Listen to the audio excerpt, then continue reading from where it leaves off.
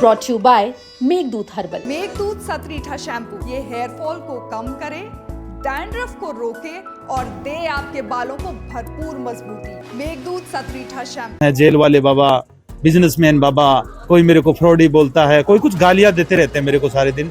और मैं ये नहीं कहता कि गीता का प्रचार करने के लिए मेरे को कोई मुस्लिम रोक रहा है। मेरे को गीता का प्रचार करने के लिए मेरे ही जानकार, मेरी ही कंपनी में काम करने वाले और वही लोग मुझे आज धमकियां दे रहे हैं। महाकुंभ में देश के कोने कोने से आए साधु संतों बाबाओं से हमने आपको मिलवाया। कई सालों से भगवान की भक्ति में लीन साधु संतों से तो आप बहुत मिले, लेकिन आज हम आपको मिलवाते हैं एक ऐसे बाबा से जो कुछ साल पहले एक कंपनी के सीएमडी रहते हैं। उन पर करोड़ों के घोटाले करने का आरोप लगता है। इसके बाद वो जेल जाते हैं और जब वो जेल से निकलते हैं तो इसके बाद होता है कुछ ऐसा कि आज की तारीख में सीएमडी से बाबा बने ये भक्त महाकुंभ में प्रवचन दे रहे हैं। हम बात कर रहे हैं बिजनेसमैन बाबा उर्फ राधे श्याम की। Future maker life care global marketing company में बिजनेसमैन बाबा सीएमडी के पद पर रहे। वो कभी आलीशान कारों में घूमते थे और करोड़ों की संपत्ति के मालिक थे, लेकिन एक दिन उनकी कंपनी पर 1200 करोड़ रुपए की ठगी का आरोप लगा और फिर उन्हें जेल जाना पड़ा। 5 साल जेल में रहने के दौरान उन्होंने गीता लिख डाली।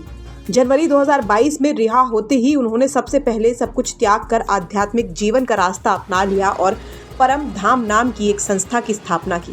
अब वो महाकुंभ में परम गुरु बनकर लोगों को उपदेश देते दिखाई देते हैं।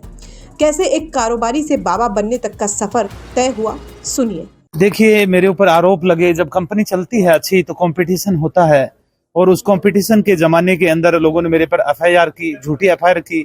मैं लोगों को रोजगार दे रहा था, मेरे को बड़ा आनंद आ रहा था, मेरे को खुशियां मिल रही थी।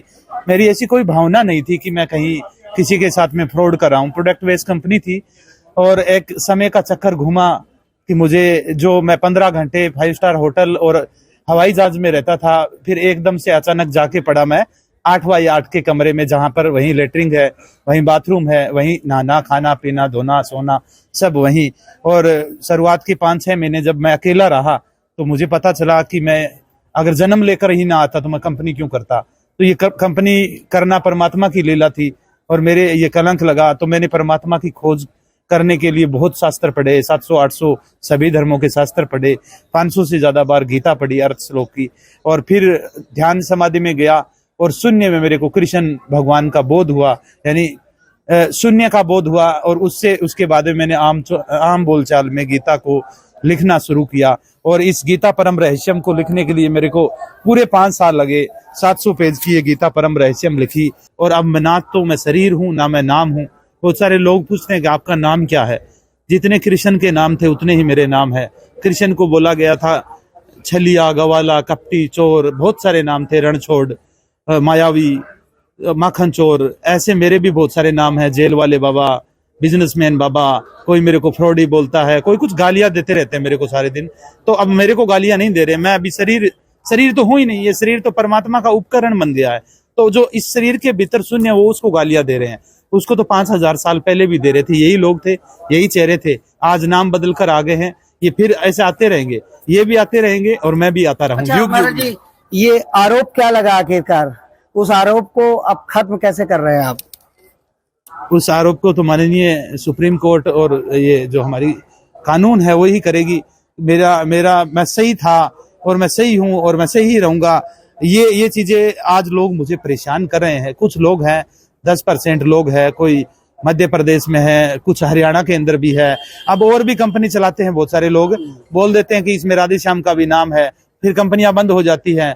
एफआईआर के अंदर मेरा धक्के से नाम दे देते हैं वही लोग जो मेरे साथ वाले। क्यों दे देते हैं? आरोप क्या लग गया महाराज जी सर? आरोप ये लगा कि मैंने 420 किया है, मैं लोगों के साथ में चिट फंड कर रहा हूँ। ऐसे नहीं कर सकते, ये हमारे कानून में ऐसे बिजनेस एक के नीचे 2 जोड़ने वाला। मैंने कहा नहीं, अब चलो ठीक है, मैं करूंगा ही नहीं। लेकिन फिर भी आज भी मेरे को लोग अध्यात्म के मार्ग पर नहीं चलने दे रहे हैं। और मैं ये नहीं कहता कि गीता का प्रचार करने के लिए मेरे को कोई मुस्लिम रोक रहा है।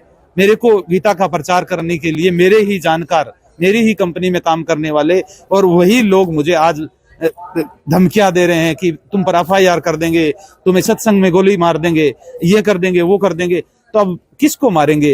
ये शरीर है, ये परमात्मा का है। अब ये मरे जिए, मेरे को कोई इसकी शरीर की चिंता नहीं है। मैं तो हमेशा रहूंगा। मृत्यु के बाद में आग की लपटें भी जिसको ना जला सके वो है ज्ञान। तो मैं अभी कुछ ज्ञान देना चाहता हूं। तो आप मेरी अतीत को छोड़कर अभी जो मैं वर्तमान पल में आने वाली युवा पीढ़ी जनरेशन को देना चाहता हूं, उसमें सब लोग मेरा बढ़ चढ़ कर भाग दे। और सरकार को भी मैं यही कहता हूं कि आप भी मेरा सपोर्ट करें। और जो भी बीता हुआ अतीत था, अगर ऋषि वाल्मीकि अगर रामायण लिख सकते हैं, बुद्ध अगर एक राजा होकर सन्यासी बन सकते हैं, महावीर बन सकते हैं, तो मेरे को भी, राधेश्याम को भी हक है परमात्मा प्राप्ति का। तो कभी लग्जरी लाइफ जिया करते थे बाबा, लेकिन जब एक आरोप लगा तो तकरीबन 3 साल उन्हें जेल में बिताना पड़ा। लेकिन कहते हैं गीता और शास्त्र की किताबों में बहुत दम होता, लिहाजा इनका हमेशा गीता और शास्त्र की किताबों में हमेशा उत्सुकता रही। यही वजह थी कि जेल में जाने के बाद इन्होंने गीता लिखी, इनका हृदय परिवर्तन हुआ और अब ये लग्जरी लाइफ छोड़कर बाबा की जिंदगी गुजार रहे हैं। और अब कुंभ मेले में भी पहुंचे हैं। अब सनातन धर्म को कैसे बढ़ाया जाए इस पर चर्चा करते हैं और सनातन धर्म को बढ़ाने का काम भी कर रहे हैं। प्रयागराज से आनंद राज की रिपोर्ट, यूपी तक।